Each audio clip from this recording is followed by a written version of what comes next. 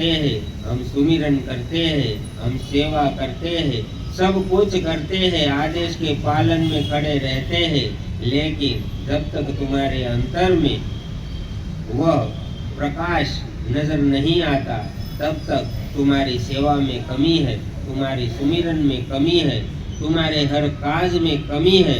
यह जानकर जब अपने आप को बिठाओगे, अपने आप को चलाओगे, तब भक्ति तुम्हारी सफल होने लगेगी, सुमिरन तुम्हारा अपने आप बनने लगेगा और अंतर घाट पर भी जो तुम पाना चाहते हो वह भी तुम्हें मिल जाएगा। क्योंकि यहाँ भक्ति के बहुत सारे मतलब निकालकर जीव भक्ति करता रहता है और भक्ति के भी कई प्रकार है, तरह तरह की भक्ति है।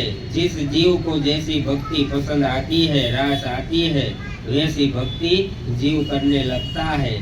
जैसे कि धर्म गुरु अगर नियम न रखे और आज़ादी से जीव को साधना कराए तो जो जीव आलसी है, जिस जीव के अंदर आलसपना भरा हुआ है, वह वही भक्ति पसंद करेगा, क्योंकि वहाँ पर उसके ऊपर जोर नहीं दिया जाता। जैसी भक्ति तुम करोगे वैसी चलेगी, गुरु बखान करता रहेगा और तुम भी अपने आप को धोखे में रखकर अपनी श्वासों की पूंजी खत्म कर दोगे और आखिर में कुछ नहीं मिलता।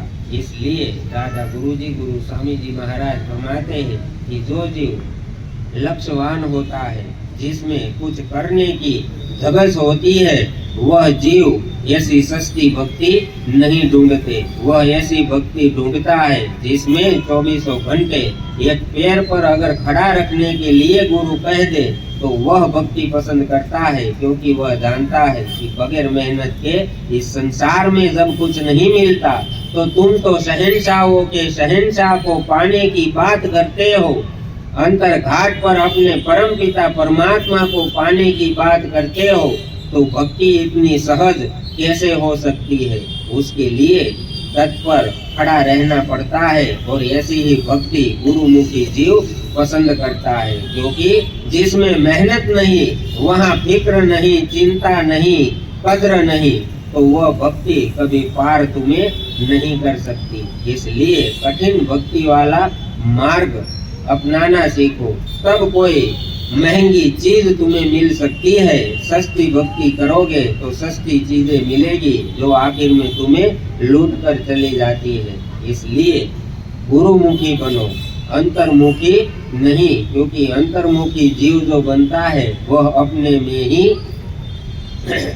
भटक जाता है, उसे रास्ता नहीं मिलता। पर जो गुरुमुखी शिष्य होता है उसके साथ गुरु खड़ा रहता है, इसलिए वह कभी अपने में भटकता नहीं। तो दादा गुरुजी, गुरु स्वामी जी महाराज फरमाते हैं कि गुरुमुखी और अंतर्मुखी में बहुत फर्क होता है, जो जानना जरूरी है। क्योंकि साधक अक्सर हमें ये सुनने को मिलता है कि गुरुमुखी हो जाओ। संत महात्मा कहते हैं कि गुरुमुखी बनो, ना कि अंतर्मुखी।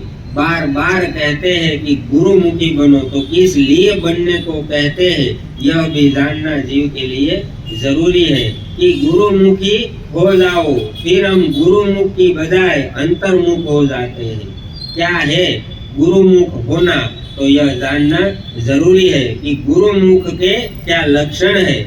जिस व्यक्ति की सूरत सभी शरीरों से हटकर, यानी कि स्थूल शरीर, सूक्ष्म शरीर, कारण शरीर से निकलकर केवल उस शब्द स्वरूपी सतगुरु में लग जाती है, जो विदेह है, देह नहीं है, केवल उसी का ध्यान करता है, न किसी 52 अक्षरों वाले नाम का जाप, न शरीर में कहीं पर भी ध्यान, वह व्यक्ति गुरुमुखी होता है। यानी कि रचना के सारे नामों को त्याग कर केवल उस सतगुरु के नाम के स्मरण में अपने आप को जो मग्न कर लेता है, सारे शरीरों के आवरणों को उतार कर आत्म स्वरूपी, सत्य स्वरूपी रूप अपना धारण करके केवल नाम में मग्न रहता है, जिसमें कोई देह नहीं, कोई आवरण नहीं, केवल आत्मा और वह परमात्मा का नाम,